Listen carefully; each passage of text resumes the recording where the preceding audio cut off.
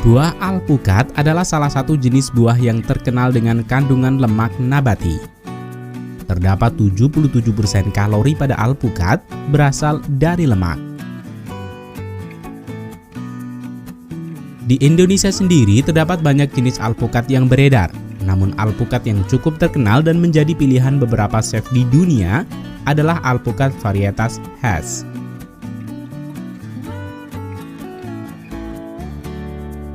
Alpukat Hass memiliki ciri kulit berbintik dan memiliki tekstur seperti mentega dengan kandungan air yang lebih sedikit dan kaya akan minyak nabati. Perlu sahabat tahu, pohon alpukat membutuhkan banyak air untuk perawatannya. Dalam perhitungan, untuk 1 hektar ladang alpukat memerlukan 100.000 liter air per hari. Sehingga tidak akan mencukupi jika hanya mengandalkan ketersediaan air tanah. Lalu, bagaimana rahasia kesuksesan perkebunan alpukat di negara-negara Afrika Selatan ini? Pada liputan kali ini, kita akan mengunjungi perkebunan modern di Afrika dan Australia.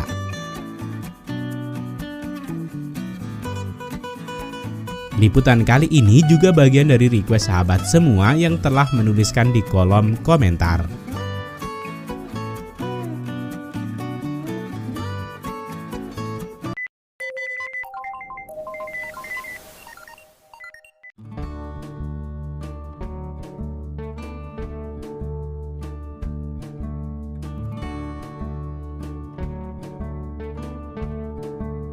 Pohon alpukat adalah tumbuhan yang berasal dari Meksiko dan Amerika Tengah, yang kini banyak dibudidayakan di daerah-daerah tropika atau sekitar garis ekuator.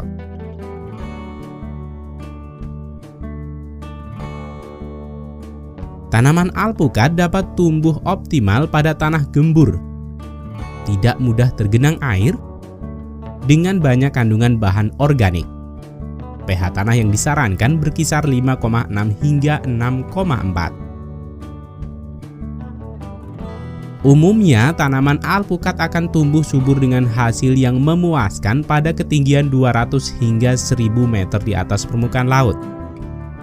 Namun, untuk tanaman alpukat ras Meksiko dan Guatemala akan lebih cocok ditanam pada ketinggian 1000 hingga 2000 meter di atas permukaan laut. Suhu optimal untuk pertumbuhan alpukat berkisar antara 12,8 hingga 28,3 derajat Celcius. Di Afrika Selatan, pertanian alpukat diproduksi di daerah pedesaan di Provinsi Western Cape. Sebuah industri perkebunan yang berkembang dan menguntungkan perekonomian masyarakat pedesaan di sana.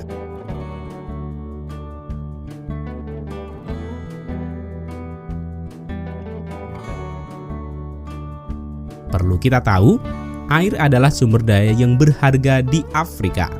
Sehingga penggunaan air diatur dengan ketat di bawah Undang-Undang Afrika yang mengatur penggunaan air harus dialokasikan dengan adil antara konsumsi manusia dan penggunaan pertanian. Hal ini mendorong perkebunan alpukat di sini untuk memiliki embung yang cukup luas untuk menampung air hujan dan juga air dari aliran sungai.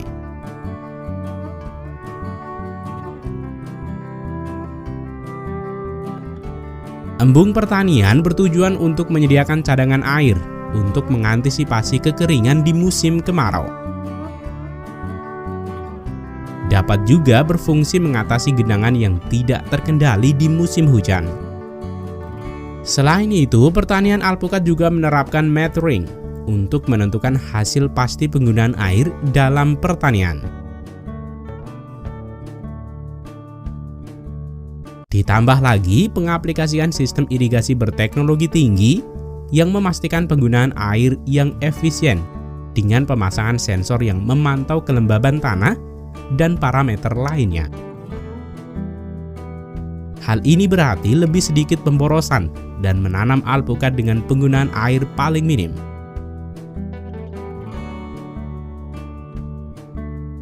Pertanian alpukat di Afrika juga diaudit setiap tahun oleh auditor independen sesuai dengan standar seperti kesenjangan global dan metode praktik lainnya yang diakui secara internasional.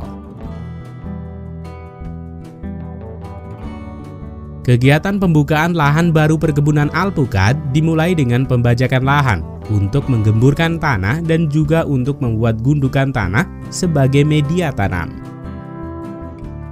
Gundukan atau bedengan tanah dibuat untuk memastikan area tanam pohon alpukat lebih tinggi, sehingga tidak tergenang jika terjadi hujan lebat. Perkebunan alpukat di sini memiliki luas sekitar 800 hektar dan terus dikembangkan hingga mencapai 1.200 hektar. Beralih ke bagian pembibitan, para pekerja merawat dan membesarkan bibit alpukat di ruangan ini, di mana intensitas cahaya dibatasi dengan pemasangan paranet di setiap atap dan sisi ruangan. Pembibitan alpukat dapat dilakukan dengan cara generatif, yaitu dengan memanfaatkan bijinya. Pekerja akan menanam biji alpukat ke dalam polybag besar yang sudah berisi media tanam. Biji alpukat ini akan mulai berkecambah setelah 15 hingga 25 hari. Setelah bibit alpukat memiliki 4 helai daun, pekerja akan melakukan microcloning. Metode microcloning adalah metode penyambungan batang yang dapat menghasilkan tingkat kemurnian bibit hingga 90%.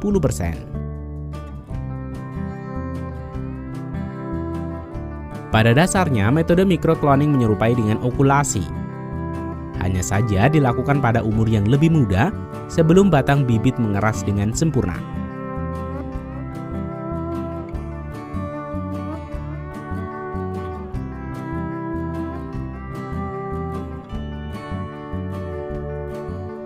Setelah dilakukan penyambungan, bagian pucuk dibungkus dengan plastik untuk menghindari batang dehidrasi.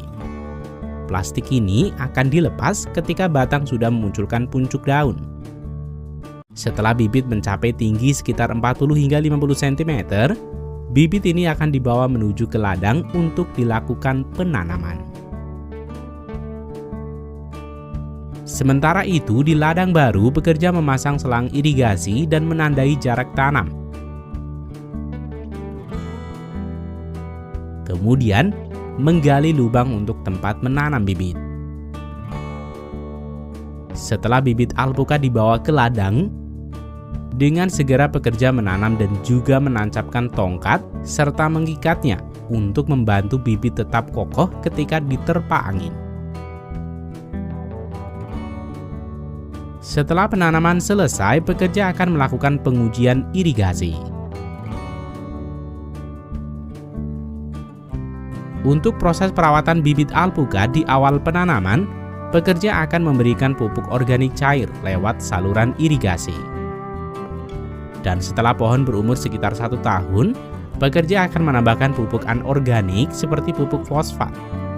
Pupuk ini disesuaikan dengan keadaan dan kebutuhan tanah melalui proses pengujian tanah. Dalam proses perkembangannya, bibit alpukat ini memerlukan banyak perhatian untuk perawatan. Kegiatan rutin yang harus dilakukan untuk merawatnya antara lain adalah penyiangan gulma, penyiraman, penyulaman, pemangkasan,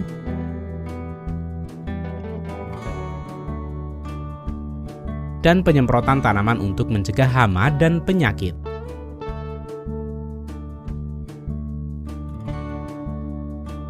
Bibit alpukat yang dibudidayakan melalui bijinya akan mulai berbuah setelah berumur 10 hingga 15 tahun.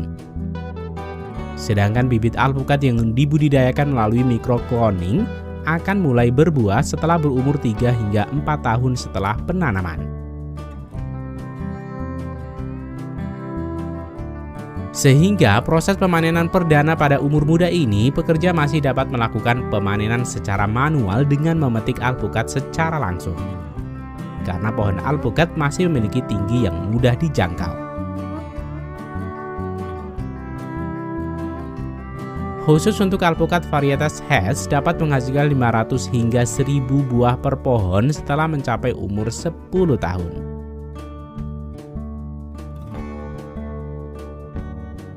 Waktu pemanenan alpukat didasarkan pada kandungan lemaknya sehingga pekerja akan mengambil sampel terlebih dahulu untuk menentukan waktu yang tepat dan memperkirakan kondisi buah pada saat tiba di tangan konsumen.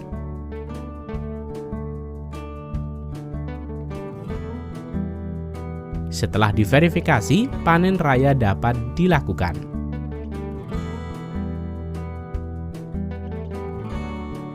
Setelah melalui proses pemanenan yang panjang dan bertahun-tahun, pohon alpukat ini akan diremajakan dengan dilakukan pemangkasan.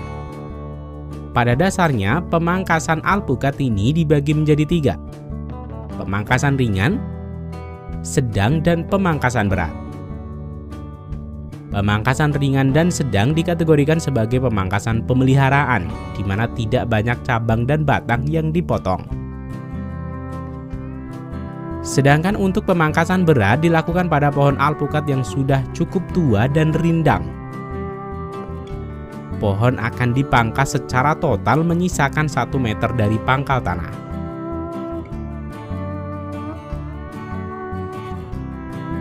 Setelah dilakukan pemangkasan, pekerja akan mengaplikasikan cat putih pada batang untuk menghindari pohon terbakar sinar matahari. Selanjutnya, daun dan batang digunakan untuk menutupi batang pohon yang baru dipotong. Pemangkasan pohon bertujuan untuk meremajakan pohon dan untuk mengontrol ketinggian. Ketika pohon terlalu lebat dan tinggi, buah alpukat akan mudah rusak pada proses pemanenannya. Dan proses penyerbukan menjadi lebih sedikit karena intensitas matahari yang berkurang. Selain itu, pemangkasan juga berfungsi sebagai metode untuk mengontrol hama dan penyakit. Hal ini disebabkan karena pengendalian yang kurang efektif jika banyak area pohon yang tidak terjangkau.